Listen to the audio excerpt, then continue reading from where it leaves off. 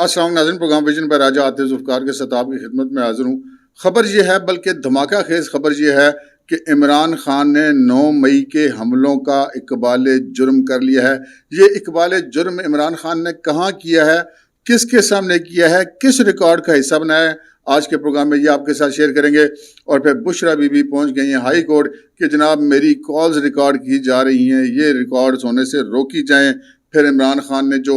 Toshakhana case में अपनी सज़ा और नहली की अपील दायर की थी, वो इस्लामाबाद हाई कोर्ट से वापस लेने की कोशिश की थी, लेकिन उनकी वो दरख्वास्त भी मुस्तरद हो गई है। और फिर ऑफिशियल सीक्रेट एक्ट के बाद इलेक्शन कमीशन ऑफ पाकिस्तान भी इमरान खान के ख़िलाफ़ जो मुकदमात हैं उनका मेला अडेला जेल के अंदर ही लगाने जा रहा है, और इलेक्शन के इल्तवा के लिए भी एक पटिशन दायर कर दी गई है। मगर इससे पहले कि इन तमाम मौज़ूआत पर आपसे बात को आगे बढ़ाया जाए, आपसे गुजारिश है कि अगर अभी तक आपने हमारा चैनल सब्सक्राइब नहीं किया तो प्लीज़ कर लीजिए। साथ ही बेल आइकॉन भी दबा दीजिए ताकि जो ही हमारा कोई नया प्रोग्राम अपलोड होता है तो उसका नोटिफिकेशन फौरी तौर पर आपको मौसूल हो सके। प्रोग्राम का बाकायदा आगाज़ करते हैं जी। आज जितनी भी खबरें हैं वो सारी की सारी ऐसी हैं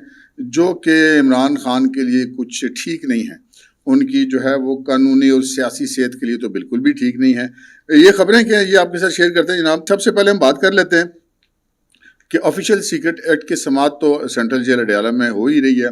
इमरान खान साहब ने बड़ी कोशिश की कि किसी तरीके से ये समाअत जेल की ना हो, केस दोबारा यानी कि लगवाया गया। पिछले साल जो ट्रायल था वो कलअदम करार दिया गया, लेकिन फिर वो प्रोसीजर पूरा करके उसकी समाअत जो है वो अडयाला जेल में ही हो रही है। लेकिन अब इलेक्शन कमीशन ऑफ पाकिस्तान में जो मुकदमा था इमरान खान और फवाद चौधरी के ख़िलाफ़ तौहीन इलेक्शन कमीशन का, उसके हवाले से भी जनाब अब इतला मिली है कि उसकी समाअत भी जेल के अंदर ही होगी। फवाद चौधरी साहब को भी वहीं पर आना पड़ेगा, इलेक्शन कमीशन के अरकान भी वहीं पर जाएंगे। तो अब सेंट्रल जेल अडयाला के अंदर इमरान खान के ख़िलाफ़ मुकदमात का अब पूरा मेला लग गया। अब कोई एक अदालत नहीं रही। इससे अगली खबर यह है कि जनाब तोशाखाना केस जो था उसमें इमरान खान साहब ने अपील फ़ाइल की थी इस्लामाबाद हाई कोर्ट के अंदर, और उसमें ये दरख्वास्त की गई थी कि जो उनको डी सीट किया गया या जो उनको सज़ा सुनाई गई है वो जो है वो कालअदम करार दी जाए। इसके साथ ही सेम टाइम जो है वो एप्लीकेशन दायर की गई थी लाहौर हाई कोर्ट में। लाहौर हाई कोर्ट में एक बड़ा बेंच इसकी समाअत कर रहा था, इस्लामाबाद हाई कोर्ट में भी ज़ेर समाअत थी। तो अब इमरान खान साहब ने आज से कोई 10-11 माह पहले इस्लामाबाद हाई कोर्ट में एक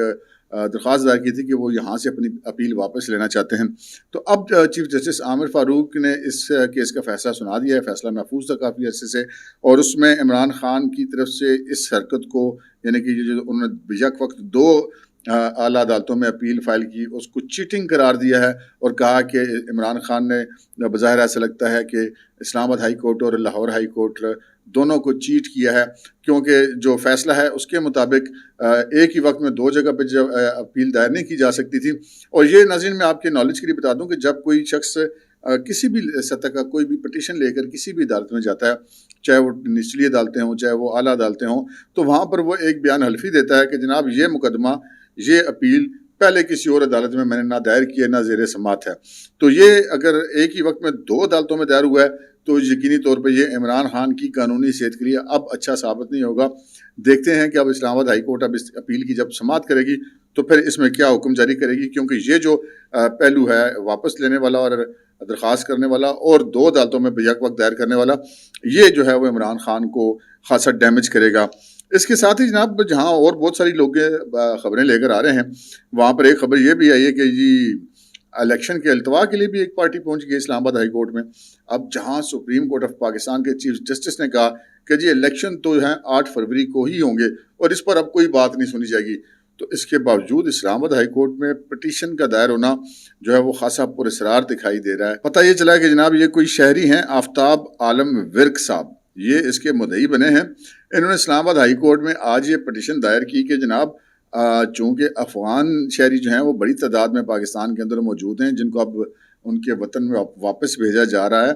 तो उनकी बड़ी तादाद ने जो है वो पाकिस्तानी शनाख्ती कार्ड भी बना रखे हैं और उन शनाख्ती कार्डों की बुनियाद पर उन्होंने पाकिस्तान के अंदर अपने वोट का भी इंदराज करवा रखा है। तो अब जबकि वो वापस जा रहे हैं तो वो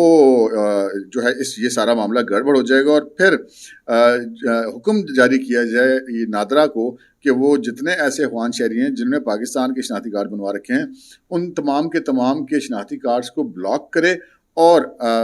لکھے پر الیکشن کمیشن کو کہ کس کس کے شناختی کارڈ بلاک کیے گئے ہیں، اور پھر اس بنیاد کے اوپر وہ جو افغان شہری ہیں اور پاکستان کی ووٹنگ لسٹوں میں موجود ہیں ان کے جو ہے ووٹ اس میں سے نکالنے کا حکم دیا جائے، اور جب تک اس کیس کا فیصلہ نہیں ہوتا اور یہ عمل مکمل نہیں ہوتا اس وقت تک جو ہے الیکشن کی کارروائی روکی جائے، الیکشن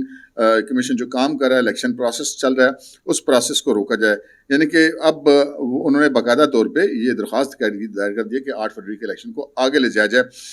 یہ اس پٹیشن کا جہاں پہ دائر ہونا حیران کن ہے، وہاں پہ اس سے زیادہ حیران کن واقعہ یہ پیش آیا کہ یہ پٹیشن آج دائر ہوئی اور ساتھ ہی کل کے لیے سماعت کے لیے لگ بھی گئی، اس پہ نمبر بھی لگ گیا۔ سماعت کے لیے صبح چیف جسٹس عامر فاروق کی عدالت میں فکس بھی ہو گئی اور صبح 9 بجے اس کی سماعت ہوگی۔ تو دیکھتے ہیں صبح 9 بجے پھر اسلام آباد ہائی کورٹ اس حوالے سے کیا کرتی ہے۔ ایک طرف یہ پٹیشن ہے اور پٹیشنر ہے، دوسری طرف سپریم کورٹ کا آرڈر ہے، تو چیف جسٹس عامر فاروق کے لیے بھی اب ایک بڑا امتحان ہی ہوگا کہ وہ اس معاملے کو کیسے ہینڈل کرتے ہیں۔ اس کے ساتھ ہی عمران خان صاحب کی جو اہلیہ ہیں بشرا بی بی صاحبہ، انہوں نے جناب بھی ایک پٹیشن دائر کی اسلام آباد ہائی کورٹ میں، اور انہوں نے بڑا شدید قسم کا اعتراض کیا ہے پاکستان کی انٹیلیجنس ایجنسیوں پر اور پی ٹی اے پر، اور کہا ہے کہ جی ان کی جو ان کے وکیل سے گفتگو ہوئی ہے وہ نجی گفتگو ہے، ان کی نجی گفتگو کو ٹیپ کیا گیا ہے، ان کی پرائیویسی کو متاثر کیا گیا ہے، وہ جو ہے وہ جو گفتگو ہے وہ پبلک کی جو کی گئی ہے، اور جس سے ان کی جو ہے وہ پرائیویسی ختم ہو گئی ہے۔ تو جو لوگ بھی ایک تو انہوں نے یہ استدعا کی ہے کہ پی ٹی اے اور ایجنسیوں کو روکا جائے کہ وہ ان کی ریکارڈنگ نہ کریں، ساتھ ہی انہوں نے یہ بھی کہا ہے کہ جو لوگ بھی اس سارے معاملے کے اندر ملوث ہیں ان کے خلاف کارروائی کی جائے۔ اچھا، اب بشرا بی بی نے درخواست تو کر دی، درخواست کرنے میں تو کوئی کسی کے اوپر پابندی نہیں ہے پٹیشن فائل کرنے میں، لیکن یہاں پر ایک معاملہ یہ ہے کہ پی ٹی اے پہلے سے اسلام آباد ہائی کورٹ کے اندر ایک کیس کے اندر یہ ریٹن اپنا موقف دے چکا ہے کہ جی کسی قسم کی ریکارڈنگ سے ان کا تعلق نہیں ہے، اور نہ ہی ان کے پاس کوئی ایسی سہولت ہے کہ وہ لوگوں کی آپس کی گفتگو کو ریکارڈ کریں۔ اور رہ گئی بات ایجنسیوں کو روکا جائے، تو سب سے پہلے تو پھر یہ ثابت کرنا پڑے گا نا کہ یہ ریکارڈنگز کسی ایجنسی کی طرف سے لیک ہو رہی ہیں۔ جب تک یہ چیز ثابت نہیں ہوگی اس وقت تک ایجنسیوں کو ایسا کوئی ایک جنرل یا ایک حکم کوئی بریکٹ کر کے کیسے دیا جا سکتا ہے؟ یہ بھی ایک مشکل کیس ہے، اس حوالے سے بھی دیکھنا ہوگا کہ اسلام آباد ہائی کورٹ اس کے اندر کیا کرتی ہے۔ اب آتے ہیں جناب ہم اپنی اس خبر کی طرف جو آپ نے تھم نیل کے اوپر دیکھی کہ کپتان صاحب جو ہیں وہ پھندے پہ پھندا فٹ کیے جا رہے ہیں اپنی گردن کے گرد۔ اب یہ جو سائفر کیس اس کو کہہ لیں یا اس کو آفیشیل سیکرٹ ایکٹ کیس کہہ لیں، اس کے اندر عمر قید اور سزائے موت تک ہو سکتی ہے، تو اس کیس وہ کیس بھی ابھی ان کے خلاف چل رہا ہے۔ لیکن کہا جاتا ہے کہ 9 مئی کے واقعات سے متعلق جو مقدمات ہیں وہ زیادہ سنگین ہیں۔ اس سے پہلے ہم یہ خبر دے چکے ہیں آپ کو، کافی عرصہ پہلے کی بات ہے یہ، کہ جو جوائنٹ انویسٹیگیشن ٹیم تھی جے آئی ٹی، جس نے سانحہ 9 مئی کے مقدمات کی تفتیش کی تھی، حکومت پنجاب اور پنجاب پولیس کی وہ ٹیم تھی، اس ٹیم نے عمران خان کو پہلے ہی اپنے جو چلان پیش کیا تھا اس میں گلٹی قرار دیا تھا اس کیس کے اندر۔ لیکن اب اس کے اندر ایک اور خبر سامنے آئی ہے، اور وہ بہت دھماکہ خیز خبر ہے۔ دھماکہ خیز خبر یہ ہے کہ جے آئی ٹی اگر خود اپنی تفتیش میں یہ قرار دیتی ہے کہ جی فلانا ہماری نظر میں گلٹی ہے اور فلانا نہیں ہے، یہ تو چلیں ایک روٹین کا میٹر ہے، ایسا ہی ہوتا ہے۔ اگر وہ کسی کو گلٹی قرار دیتی ہے اور اگلا بندہ عدالت کے اندر اپنے آپ کو بے گناہ ثابت کر دیتا ہے تو وہ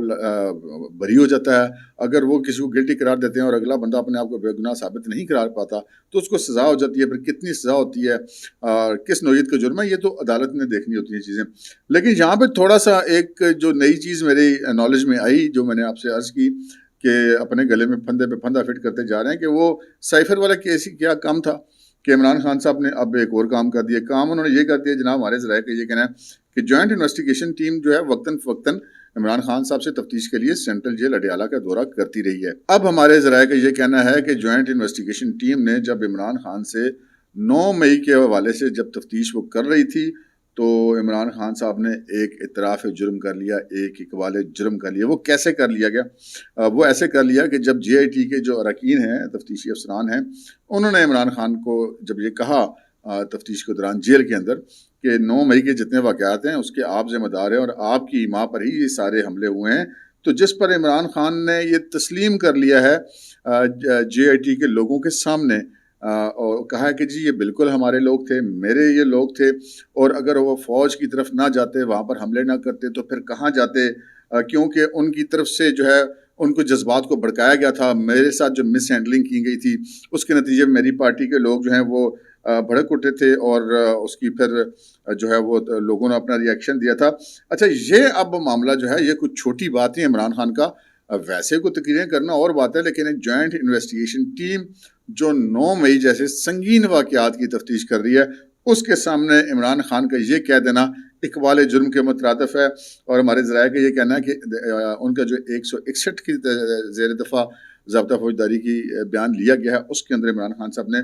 یہ تسلیم کیا. اور انہوں نے آگے سے مزید آگے بڑھتے ہوئے JIT سے بھی سوال کیا عمران خان نے، اور انہوں نے کہا کہ اگر وہ